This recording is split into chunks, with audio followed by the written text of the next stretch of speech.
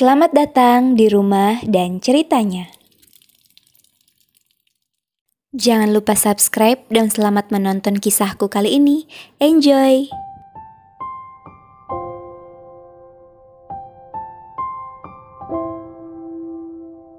Sharing kali ini adalah ide usaha untuk IRT. Awalnya saya adalah pekerja keras dan ambisius dengan pekerjaan saya. Bahkan saya lebih betah berada di tempat kerja daripada di rumah. Tetapi keadaan mengubah kehidupan saya yang dulu. Sekarang saya berada di rumah 24 jam tanpa seragam, tanpa melayani banyak orang, tanpa membagikan keahlian yang saya miliki untuk bisa berguna kepada orang lain. Terkadang saya juga mengkhawatirkan kehidupan di masa mendatang.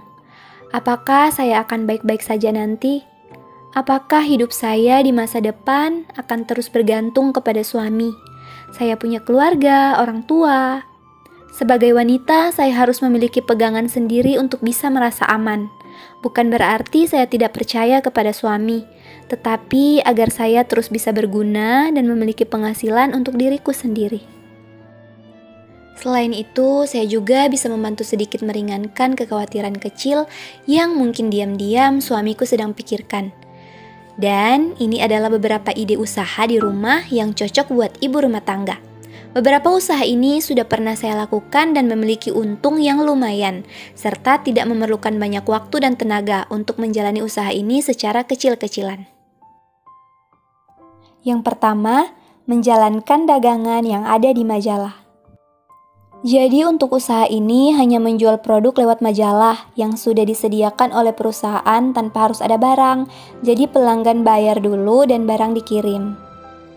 Biasanya mendaftar menjadi member, kemudian sudah bisa berjualan produk dan bahkan mendapatkan bonus bila mencapai target belanja tertentu. Saya mengikuti usaha ini sekitar 1 tahun dan mendapatkan banyak hadiah dan juga bisa menyimpan sedikit uang. Karena kadang saya juga tertarik jika ada barang yang promo. Kelebihan dalam berbisnis ini yaitu bisa berjualan tanpa harus ada barang dulu. Sedangkan kekurangannya adalah jadi lebih konsumtif karena tergiur dengan barang promo.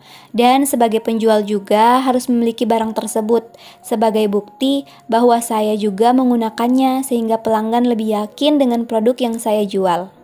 Kedua, jualan online barang-barang unik dan murah.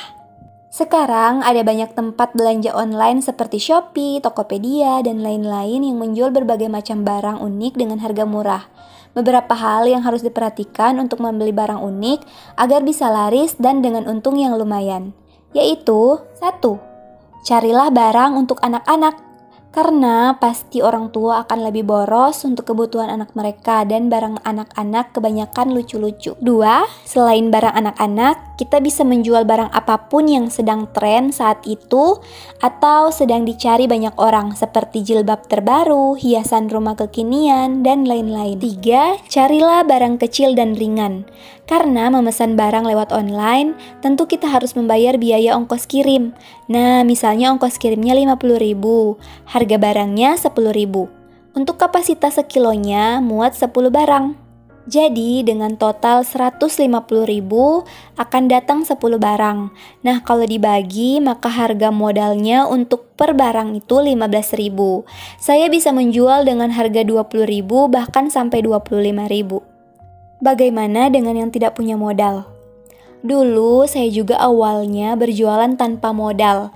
Saya hanya mengupload gambar-gambar barang yang saya jual. Jika ada yang minat, saya meminta bayaran di muka dan menunggu barang datang. Kelebihan dari usaha yang pernah saya jalani ini adalah saya bisa kapanpun jualan. Setelah selesai semua urusan di rumah, sambil main sosmed, sambil bisa jualan. Tidak mengeluarkan banyak tenaga. Kekurangannya adalah karena berjualan online biasanya saya bertemu sama pelanggan PHP.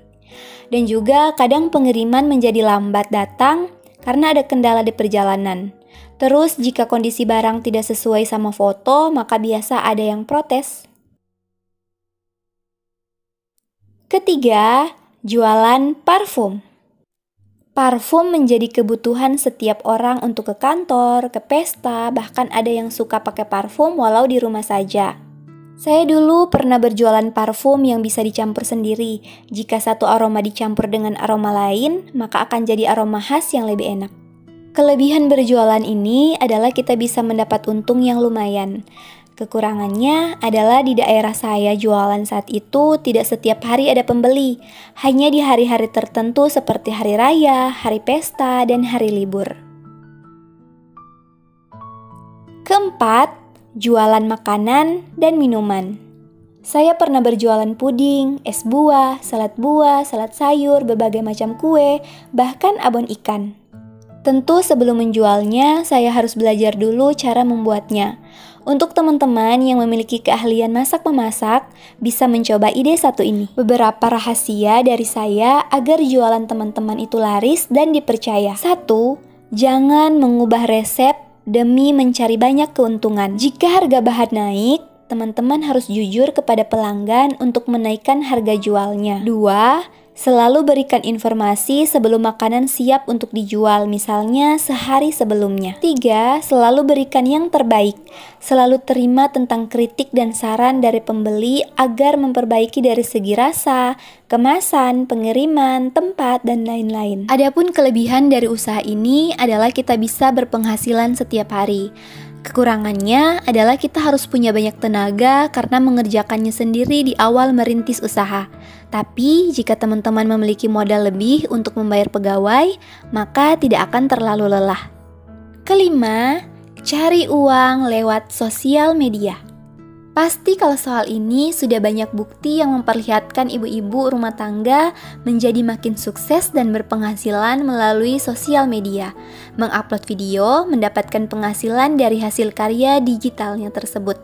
Semua orang bisa, dan semua juga tergantung rezeki masing-masing. Yang penting mulai saja dulu. Kelebihan dari usaha ini adalah bisa mengerjakannya kapan saja. Jika sudah berpenghasilan, maka akan digajian setiap bulan seperti pekerja kantoran. Kekurangannya adalah butuh waktu lama untuk menunggu sampai bisa memenuhi syarat. Sekian beberapa usaha yang pernah saya lakukan sebelum memfokuskan diri ke usaha yang sekarang sedang saya jalani. Awal memulai usaha memang butuh kesabaran. Sebagai orang yang memulai tanpa modal, saya hanya ingin bilang kalau motivasi sukses itu memang sangat bagus melihat orang-orang yang sukses bercerita.